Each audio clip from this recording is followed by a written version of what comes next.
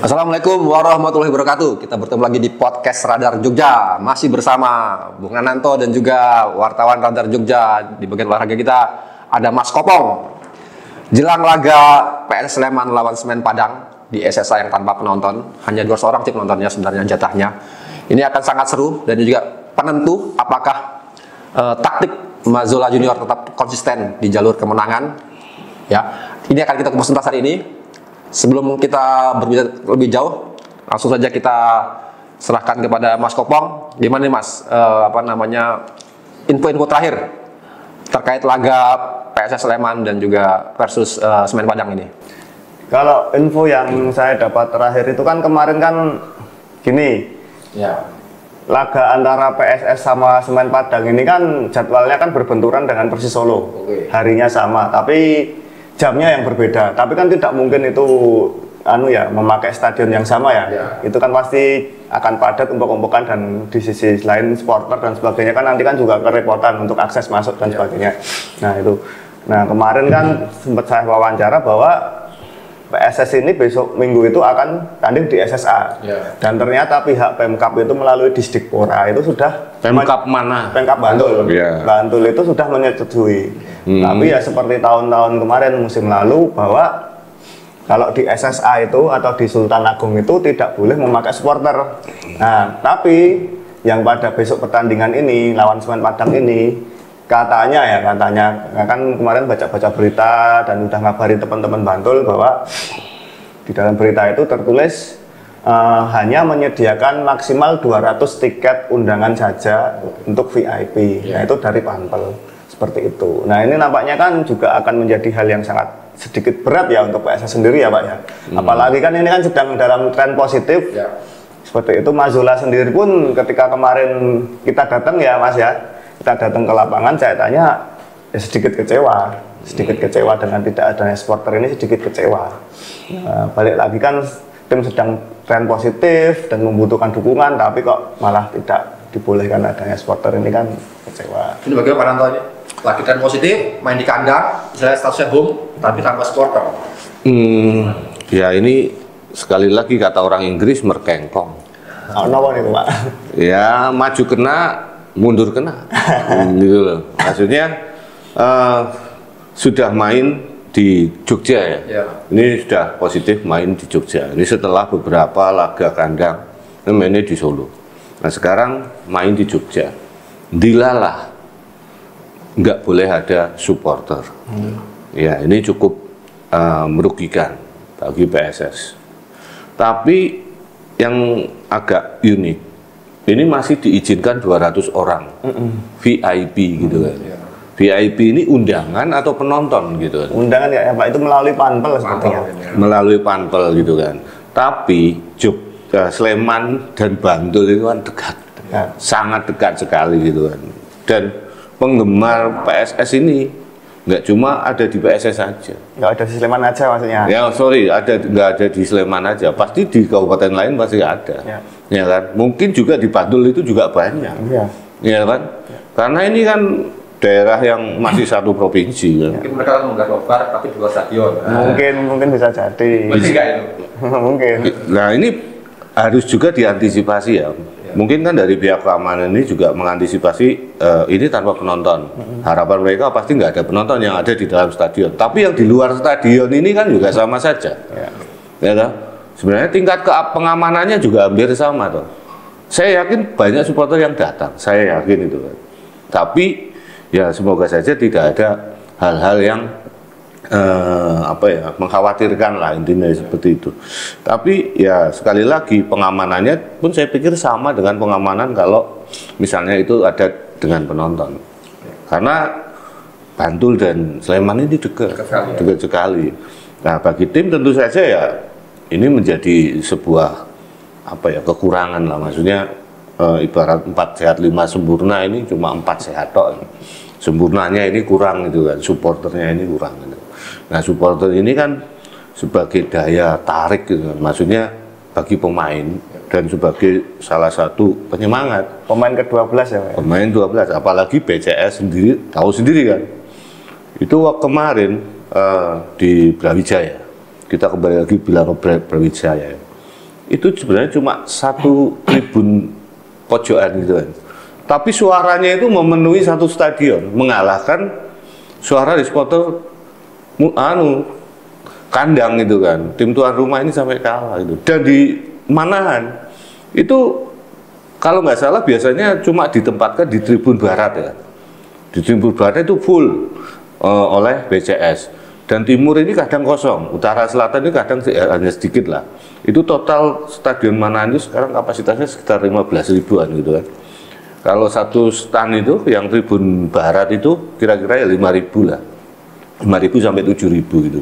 Itu saja suaranya sudah seperti memenuhi 1 stadion Manahan. Memang ini luar biasa, salah satu kelompok supporter di Indonesia yang benar-benar luar biasa. Nah, kalau ini nggak boleh mendampingi di stadion ya, di SSA Bantul ini agak sedikit ya dalam tanda kutip ya seperti tadi itu agak sedikit merugikan lah begitu. Apalagi ibaratnya kalau mungkin mau nonton di Solo Jogja ini agak jauh lah. Naik sepeda motor itu paling enggak 1,5 jam 2 jam ini kan. Naik kendaraan kalau sekarang sudah ada tol Jogja Klaten pun itu nggak bisa di bawah 1 jam itu nggak bisa. Tetap 1,5 jam paling cepat itu kan.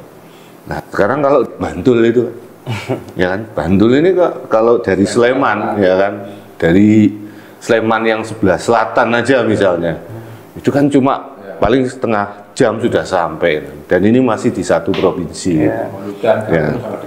Nah, ini akhirnya kan terjadi sebuah apa ya? Ya tadi maju kena mundur kena gitu kan. Wis cedak jane kan. Dan ini trennya lagi bagus, dan kalau psikologis dari supporter, kalau timnya ini lagi bagus, animonya itu tinggi Pak, pasti sangat tinggi. Nah tinggal bagaimana ya, mungkin nanti Panpel menyediakan lah layar, tapi yang jadi masalah kan mainnya siang. Kalau disiapkan layar lebar pun di luar stadion, ya gak ketok banget gitu kan, karena masih kalah dengan backlight dari sinar matahari kan, itu kan masih terang gitu kan. Ini kan mainnya main siang ya Pak ya, main sore, jam 3 ya, jam 3 ya, jam 3:30 mulainya, nggak malam hari ya. Ya mungkin itu Pak. Dan mungkin juga apa namanya, dilarangnya penonton ini untuk menghindari mobilisasi massa mungkin ya. Mungkin tidak akan ada juga nobar di mana di luar stadion SSA kan. Karena yang dihindari kan harus seperti itu. Kejadian-kejadian di jalanan nantinya. Nah, kita akan masuk ke skema mungkin. Kita akan masuk ke skema ini bahwa kemarin pertandingan terakhir PSS seri dan Semen Padang kalah kalau nggak salah dari Bali United, kalah dari Bali nggak salah. Tapi itu kartu merah. Ya, kalahnya pun karena ada faktor kartu merah, karena sebelumnya sempat unggul 1-0 kan. Nah, dari informasi terbaru nih di PSS, Kleberson dan Hamisi. Ada yang cedera siapa? Kleberson cedera. Nah, ini nanti gimana situasinya untuk mengatasi Semen Padang yang saya lihat sebenarnya on fire juga, karena dia saat lawan Barito pun bisa berhasil unggul kan 3-1 itu. Seperti apa Mas? Ini kalau dari kondisi Kleberson sendiri sih ini ada update terbaru Mas. Katanya ini apa namanya 1 sampai 2 minggu ini bakalan absen. Artinya kan lawan Semen Padang ini mungkin Kleberson ini tidak dipasang ya. Nah itu seperti itu. Penggantinya mungkin ya nanti ada rotasi Mas. Mungkin Kevin di tengah. Kevin ya, kemarin kan juga seperti itu toh, Kevin di tengah. Seperti itu. Terus apa Irfan Anda juga kan masih ada Irfan Anda juga. Irfan Anda ini usianya berapa sih Bang? Dia masih U23 apa sudah di atas U23? Sudah di atas 23 Pak. Oh, sudah di atas 23. Yeah. Berarti dia nggak bisa masuk ke kelompok yang wajib main setengah babak atau full 2 kali 45 menit ya? Iya full. Berarti yang cuma U23 kan cuma Dion sama jangan lupa ada satu lagi. Siapa? Hoki. Oh oke. Okay, ya. Hoki itu meskipun dia itu masuk tim senior, tapi usianya itu masih U23. Oh, iya. Tetap dia kategorinya U23. Jadi mungkin nanti kalau besok, ya ini yang jadi pertanyaan Kleberson ini cukup vital, sangat vital sekali itu kan. Nah kalau di belakang mungkin nggak terlalu banyak ya kan, nggak perubahannya. Cuma peran krusialnya Kleberson ini sangat sulit untuk digantikan. Dia bisa gelandang bertahan, dia bisa jadi double stopper dengan Fakhrudin gitu kan. Dan jangan lupa dia beberapa kali juga sempat mencetak gol. Satu gol kan. Tapi dianulir offside, posisinya offside kalau nggak salah itu kan. Nah, tapi dia juga pernah mencetak gol sama set piece-nya dengan saat melawan Persebaya. Itu gol itu, dan itu nggak offside, dan itu memang sudah kelihatannya sudah dirancang dalam latihan gitu kan. Terus kemarin dalam sesi latihan terakhir itu kondisi tim gimana? Latihannya gimana? Kita pengen tahu. Latihannya baik-baik saja. Maksudnya gimana Pak? Ya latihannya apa yang difokuskan aja di dalam latihan. Latihan kan tetap ada bedanya, Bang. Kita harus bisa membedakan. Saat kita memperhatikan latihan sebuah tim menjelang pertandingan gitu loh. Apakah latihannya hanya sekedar pemanasan aja, recovering aja, apakah sudah masuk mulai ke latihan teknik, strategi, atau kemudian sudah disiapkan skema juga pemainnya ini. Kemarin ini latihannya apa? Gym atau gimana? Fisik Pak. Fisik, terus sama ya ada taktikalnya sih, coba untuk menyerang. Sebagai lini depan ini diasah ya, mengasah finishing ya latihannya. Kata Mas Zula seperti itu sih ketika saya wawancara itu. Ya fokusnya di situ kemarin. Karena kan balik lagi kan ini laga kandang toh Pak, mau nggak mau kan tetap ya harus poin penuh kan. Ya. Seperti itu. Nah terus ada sesi latihan katanya tuh setiap pagi dan sore itu sekarang gym. Sore gym ya. Pagi sore gym. Nah ini dan kata Mas Zula ya, Semen Padang ini kan sekarang lebih agresif ditimbang putaran pertama lalu Pak. Pasti itu. Makanya ini tidak boleh diremehkan. Apalagi Mas Zula ini berkata bahwa di Semen Padang itu ada mantan pemainnya PSS. Irhamila. Nah, itu pasti kalau kata Mas Zula sedikit banyak Irhamila itu tahu pola cara mainnya, keinginannya Mas Zula terhadap tim itu tahu gitu ya. Makanya itu kan perlu antisipasi lebih dari situ. Kalau Pak Anton lihat Almeida versus Mas Zula. Almeida kan sebelumnya di PSIS ya. Pelatih PSIS Mas ya. Dulu pertama itu Arema, terus kemudian pindah kemana? Pernah di Rans yang degradasi kemarin itu, dan sekarang ke Semen Padang. Dua orang kayaknya gimana mainnya? Skema permainan. Sebenarnya Almeida ini salah satu pelatih dari pelatih yang generasi baru ya. Maksudnya kita baru ini, maksudnya Liga Indonesia ini di era yang katanya sudah mulai diperbaiki. Ya. Jadi kan dia setelah COVID lah. Jadi saat COVID ini kan semua dibekukan ya. Kemudian setelah COVID itu kembali diputar lagi. Nah, Almeida ini salah satu pelatih yang masuk setelah pandemi COVID, yang Liga Indonesia kembali digulirkan. Ini menjadi salah satu pelatih yang cukup potensial dan cukup disorot sebenarnya. Dari sisi taktik dia menerapkan taktik di lapangan, ataupun bagaimana dia menangani tim. Di Arema itu cukup bagus. Kalau nggak salah Arema itu sempat juara pramusim kalau nggak salah, Piala Presiden atau apa itu. Dia pelatihnya ya ini, Almeida ini. Dan Almeida ini juga waktu memegang Arema dulu, dia terkenal punya permainan yang pendek merapat itu loh. Dia banyak mengubah gaya permainan tradisional Liga-Liga Indonesia menjadi agak sedikit modern gitu. Saya bilang sedikit gitu karena 100% ya belum banyak perubahannya. Cuma gaya mainnya ini agak sedikit berbeda dibanding dengan pelatih-pelatih tradisional yang sebelumnya sudah lama di Indonesia. Nah ini Almeida ini, dan saya cukup waktu dipegang Almeida ini, Rans itu di putaran pertama itu udah di papan atas. Kemudian turun sampai akhirnya degradasi gitu kan.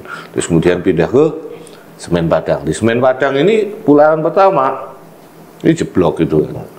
Nah, putaran kedua ini kelihatannya dia pengen bangkit, apalagi ambisi Semen Padang itu sangat besar sekali. Tim ini tim kuat dalam hal finansial juga gitu. Kemudian mereka kan punya semangat ya, semangatnya apa? Semangat karena sudah lama nggak di apa namanya di Liga Indonesia, di Liga 1. Kemudian mereka naik, otomatis mereka ingin jangan sampai ini cuma numpang lewat aja. Ya, jangan lupa mereka itu juga kan waktu promosi itu juga luar biasa. Kalau nggak salah juara, juara atau gimana Pak Malut waktu itu juga saya agak lupa. Monggo nanti kalau mau dikoreksi kalau saya lupa. Saya pikir kalau dari segi strategi dan taktik, Almeida ini cukup bagus. Nah, tinggal bagaimana nanti lihat kualitas pemain di lapangan gitu. Tapi kalau dari kemarin 2 kali pertandingan, pertama lawan Borneo dan main di kandangnya Borneo, main di kandangnya Borneo. Gaya main Almeida ini cukup taktis. Dia tidak parkir bis, dia nggak bertahan total, tapi dia memanfaatkan kombinasi antar lini yang cukup rapat gitu kan. Jadi main per bloknya ini agak sedikit rapat, tidak begitu renggang. Dan 3 gol yang dicetak Semen Padang ke gawangnya Borneo ini semua lewat skema serangan yang cukup tertata rapi. Semuanya lewat sayap dulu. Mereka mencoba masuk lewat sayap. Pertama mereka memainkan bola, menguasai bola di lini belakang. Kemudian mereka mencoba positioning dulu di situ sambil mencari celah di lini pertahanan lawan. Kemudian bola dipas ke samping, ke sisi flank. Kemudian dari flank ini, pemain beberapa flank ini melawan kombinasi dan masuk dia nggak menusuk ke dalam, tapi sejajar dengan garis pinggir lapangan itu. Dan dia melakukan cutback pemainnya ini. 2 gol ini semuanya cutback. Kemudian lawan yang kalah Bali United itu kemarin. Gol pertama Semen Padang itu dari tendangan di luar kotak penalti, dan ini dilakukan oleh pemain baru, dan pemain barunya itu sudah produktif. Jadi 2 pemain baru ini sudah mencetak gol. Strikernya Bruno Consiglione sama kalau nggak salah Al Hassan Walkaso kemarin yang mencetak gol di babak pertama lawan Bali United. Tapi setelah itu kemudian kena kartu merah. Kartu merahnya ini terjadinya itu nggak di ujung pertandingan di babak kedua. Tapi setelah gol pertama mereka hanya berapa menit kena kartu merah. Gol pertama kalau nggak salah menit 24 atau 25 itu. Dan setelah itu kena kartu merah. Ya udah setelah itu permainan berubah. Jadi ini juga nggak bisa main-main menghadapi Semen Padang, dan mereka pasti datang ke sini dengan tim yang komplit kecuali dengan pemain yang kartu merah ini. Cuma pemain kalau nggak salah strikernya bisa main. Kemudian Al Hassan ini juga Gomez ini juga bisa main. Nah, ini perubahannya cukup banyak, sama dengan PSS Sleman. Kalau apa? 2-3-1 ya kayaknya. Kalau Almeida itu dia pakai 4-3-3. Dia sering pakai 4-3-3, tapi dia suka menggunakan double pivot di belakang, di tengah gitu kan. Kemudian dari sayap, sayapnya nggak sayap murni gitu kan, nggak sayap cepat gitu kan, tapi sayap yang sebenarnya gelandang serang yang punya tipikal bukan sayap murni gitu loh Pak. Kalau sayap murni kan misalnya kayak sayap murni kan banyak kayak Silvinho di Manchester City itu kan sayap murni banyak lah di tapi kalau Semen Padang ini dia banyak menggunakan kombinasi di lini tengah dulu, dan kuat dalam penguasaan bola di tengah, dan mereka juga ada beberapa pemain cepat sih di sayap, tapi mereka jarang melakukan penetrasi langsung ke kotak penalti. Paling kemudian melakukan segitiga dulu sebelum apakah itu crossing atau itu cutback gitu. Tapi tetap mereka mengandalkan bola-bola pendek semuanya. Nah, tadi Pak Nanto sudah menjelaskan kekuatan dari skema dari Almeida dengan Semen Padang ya. Nah, kalau PS Sleman nih jelang lawan Semen Padang nanti dengan kondisi seperti itu, apakah akan ada skema baru atau mempertahankan tren positif dari laga-laga sebelumnya? Gimana nih Mas Kopong?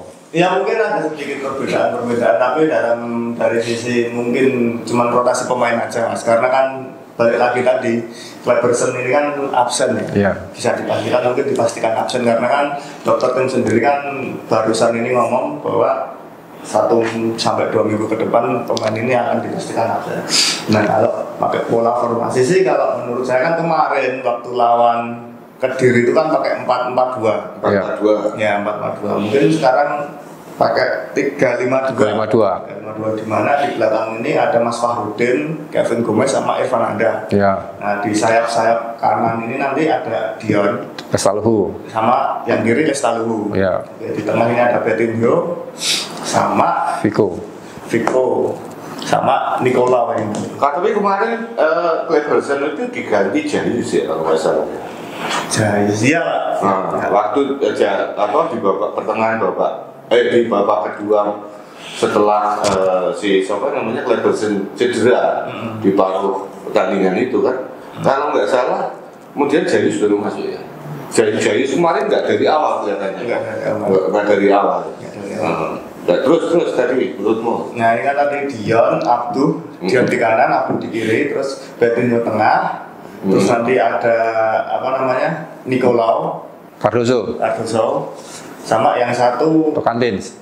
Tocantins depan. Ya. Mungkin Vico juga bisa. Terus Tocantins sama Hoki mungkin Pak. Berapa itu yang main? Banyak, kelebihan. Kalau ada Cardoso, Oki nggak main mungkin. 3-5-2 kan? Ya. Kalau Cardoso, Vico, Tocantins masuk, Dion juga masuk tadi, kelebihan 1.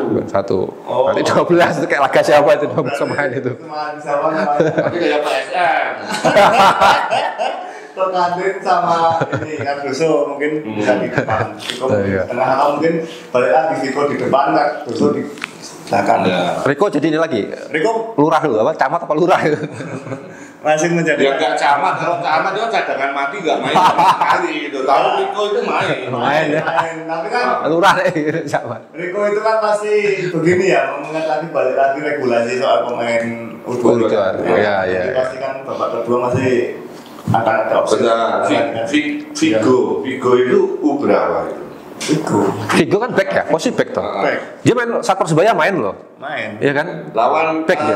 Persib juga main kemarin. Iya. Iya. Ya, mungkin bisa jadi Farudin, Gomez, Vigo. Bisa Kamar Vigo. Mungkin 2-3 Pak. 2-3. 2-3. Mas, tapi sudah lebih dari U ya. Iya nggak tahu.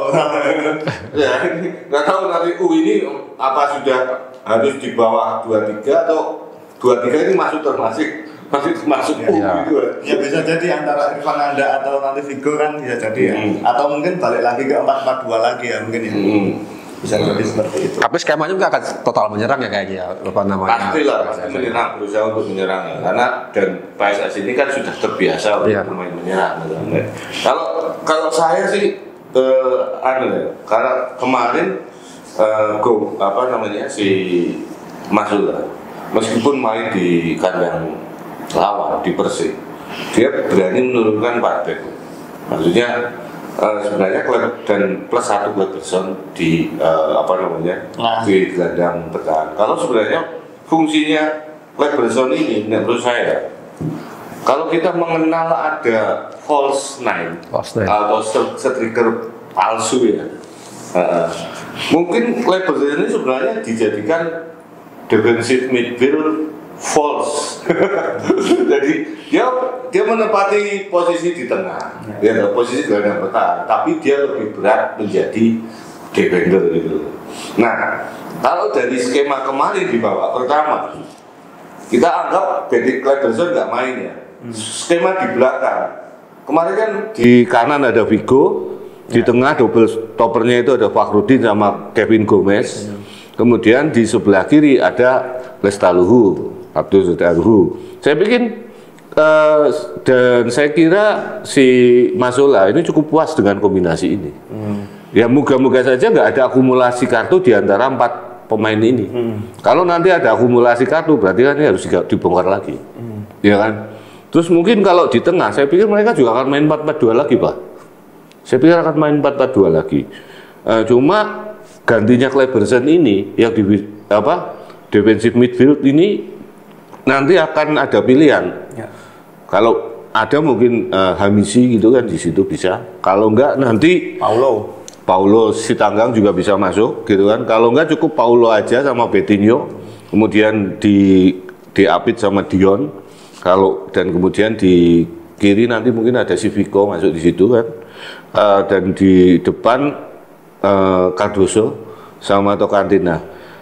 Cardoso ini cukup unik karena dia sering melebar ke kiri gitu kan. Iya, Pak. Dia sering melebar ke kiri. Makanya kadang skema permainannya Mas Zola ini agak lentur ya, agak lentur. Jadi kelihatannya di skema dia pakai 4-4-2. Tapi dalam prakteknya dia bisa 4-3-3. Dia naik ke atas. Lebih naik ke atas.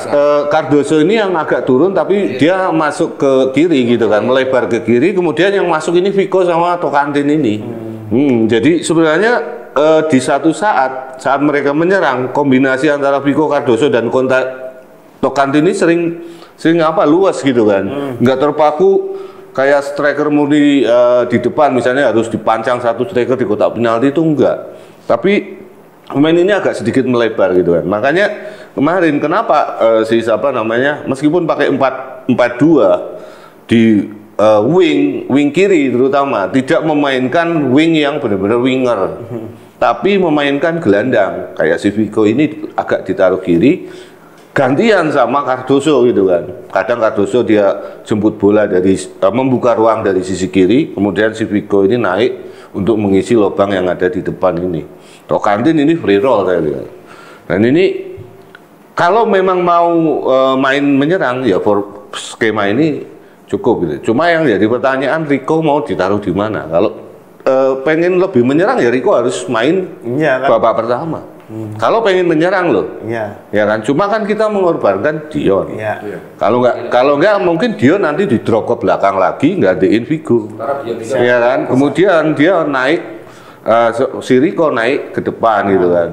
Nah, cuma yang jadi pertanyaan, ini akan timbul sebuah kelemahan di sayap kanannya, di flank kanannya PSS. Karena Dion ini karakternya, mungkin kalau karakternya ini 50-50 ya, kita bagi 50-50, separuh-separuh. Dia tuh 70% itu dia menyerang, dia lebih ofensif. 30%-nya itu dia defense. Nah, si Vigo ini kebalikannya. Kalau Vigo misalnya nanti ditarik, kemudian masukkan taruh Dion di belakang, ini sangat menyerang sekali dari sisi kanan. Tinggal nanti double stoppernya sama libero midfieldnya yang kuat. Karena apa? Ini pasti sering kosong ini, tinggal naik ke depan. Ya kan, tinggal Fahruddin aja geser ke kanan untuk cover, dan Kevin Gomez geser lagi ke posisinya Fahruddin gitu kan. Nah, Lestaluhu ini menyesuaikan. Kan sistem permainan blok kan seperti itu. Kalau teman kita naik, ya kita mengcover posisi yang ditinggalkan dia. Tapi seperti tanpa ada Kleberson, riskan juga untuk menaikkan Dion terlalu. Ya ini tinggal pilihan, Bah. Ini main di kandang gitu kan. Ini main di kandang. Ya kalau mungkin Mas Zola mungkin dia pengen killing the game secepatnya ya. Misalnya di babak pertama bisa cetak lebih dari 1 gol. Mungkin di babak kedua bisa main lebih safe gitu kan. Jadi sudah mikirkan lini belakang. Apalagi kan Semen Padang ini datang dengan berarti macan yang luka ya. Dia terluka, skornya dalam loh kalau nggak salah 5-1 atau 6-1 loh. Dan itu main di kandang sendiri gitu kan. Dan mereka itu pernah dibantai juga 8-0 di kandang sendiri di putaran pertama oleh Dewa United ini. Ini kan tim yang terluka dan mereka berusaha untuk bangkit di putaran kedua ini. Kita pada tekanan supporter ya. Iya. Mereka kerasa bermain di tempat netral. Main di tempat netral itu. Ya, ini kan orek-orekannya kita yang hanya mengamati di permukaan saja. Ini kan ibaratnya kita ya bermain-main seolah-olah ya ibaratnya koyo pelatih yo gitu, koyo tenanan padahal ya boh gitu kan.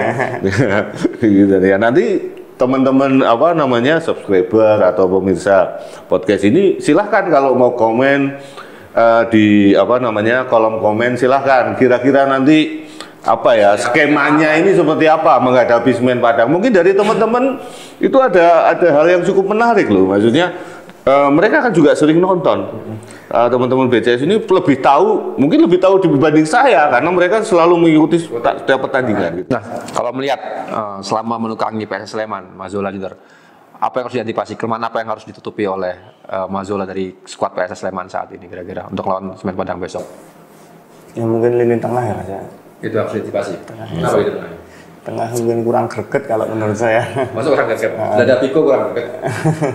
Kurang greget sih antara belakang sama tengah masih sering kayak terputus gitu menurut saya. Nah, waktu kemarin terakhir kamu datang ke latihan, mengamati latihan PSS Sleman ini, latihannya masih belum positioning atau menyusun kerangka tim atau sudah kelihatan? Belum ya. Biasanya kerangka tim itu bisa diketahui di latihan kapan gitu. Hamin 2. Hamin 2, Hamin 1. Kamu mengetahuinya gimana? Kalau aku ya Pak ya, kalau aku kan biasanya kan ini kan ada main 11-11. Ya game lah. 11-11. Nah, ini ada yang pakai rompi, ada yang enggak. Nah, yang enggak pakai rompi ini kesebelasan pertama. Itu bisa salah kaprah, Bong. Jangan melihat pakai rompi dan enggak pakai rompi. Gimana, Pak? Lihat kaptennya. Kaptennya ini posisi mana?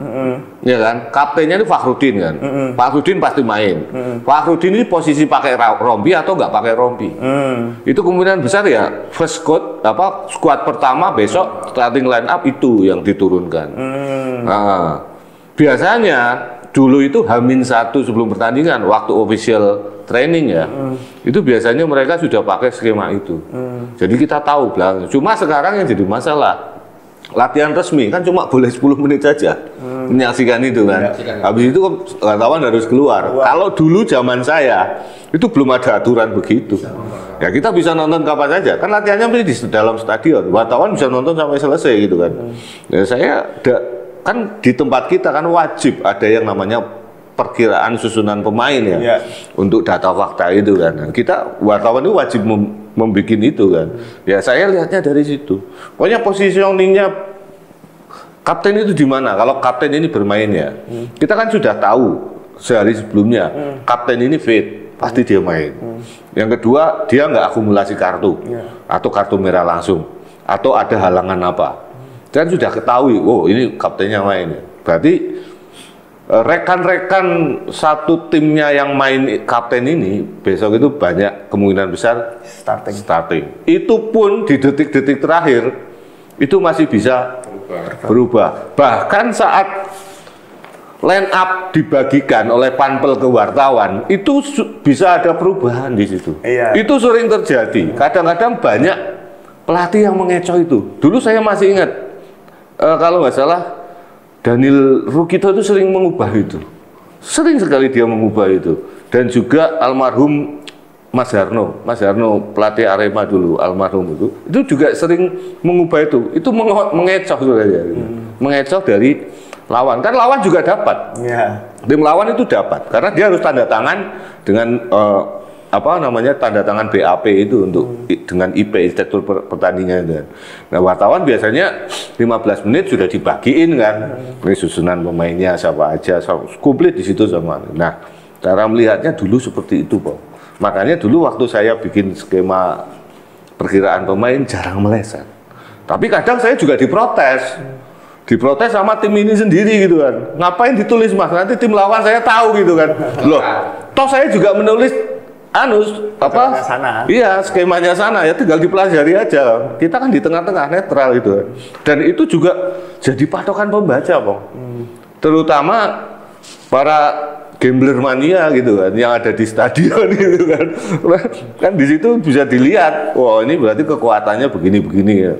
Juga nanti ada kalau zaman dulu ya, saya masih liputan di satu kota itu waktu di lapangan itu mereka itu beberapa ada yang duduk mojok di tengah, di pinggir, di depan tribun.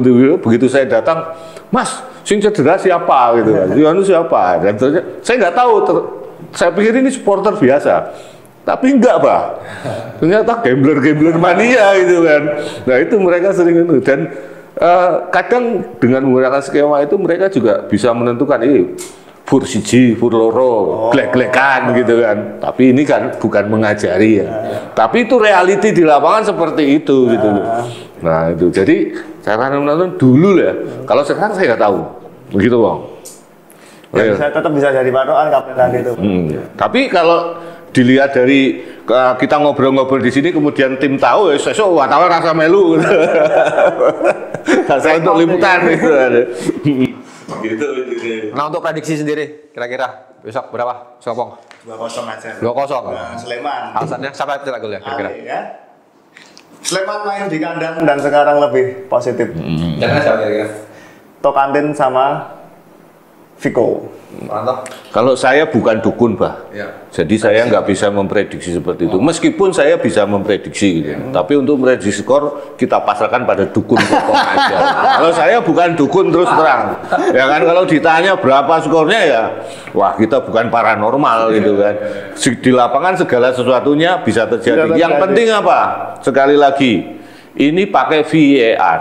Ya, Pak. Kartu merah itu bukan hal yang haram sekarang di Liga Indonesia. Pada kemarin kartu kuning dulu awalnya.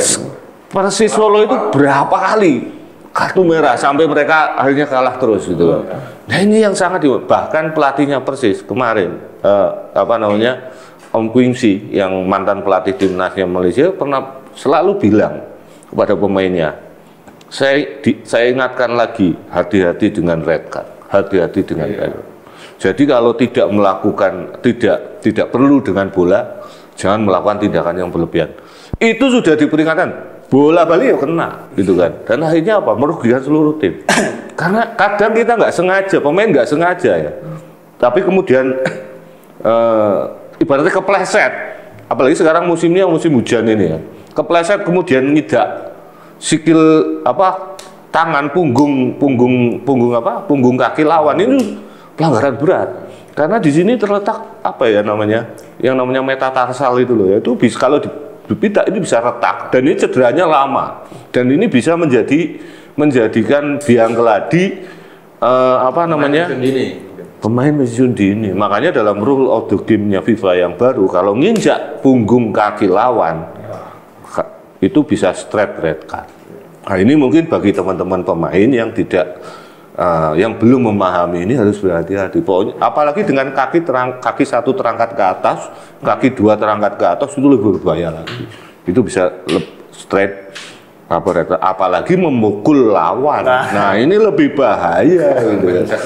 Nah, kalau dulu saya sering lihat ya kan bola di depan, back sama striker yang di belakang ini idak-idakan itu nggak kelihatan. Saya lihat gitu kan. Cuma kan kita nggak bisa apa-apa kita di stadion gitu kan. Kadang kita ikut bengok, lu wartawan kok melu bengok gitu kan. Ini kan serba salah kita, gitu loh, Bro. Begitu. Hati-hati itu saja. Makanya saya nggak berani memprediksi. Biar dukun kopong aja yang memprediksi. 2-0. Gimana nih? Oke. Kalau gitu. Oke. Saya pikir cukup ya. Ya, scan dulu. Moga-moga nggak bosen, Mbak. Ya, Teman-teman kita terus nikmat terus ya. Kita terus dukung support tim lokal kita, PSIM Jogja, PS Sleman dan juga Persiba Bandul. Kita akan selalu melakukan podcast buat teman-teman. Dan jangan lupa untuk subscribe, komen dan like terutama itu. Biar supaya kita naik terus, kita tetap terus berkarya podcast buat teman-teman, menghadirkan informasi terkini seputar sepak bola yang ada di Yogyakarta. Ya, sekian podcast hari ini. Sampai jumpa di podcast selanjutnya. Assalamualaikum warahmatullahi wabarakatuh. Waalaikumsalam warahmatullahi wabarakatuh.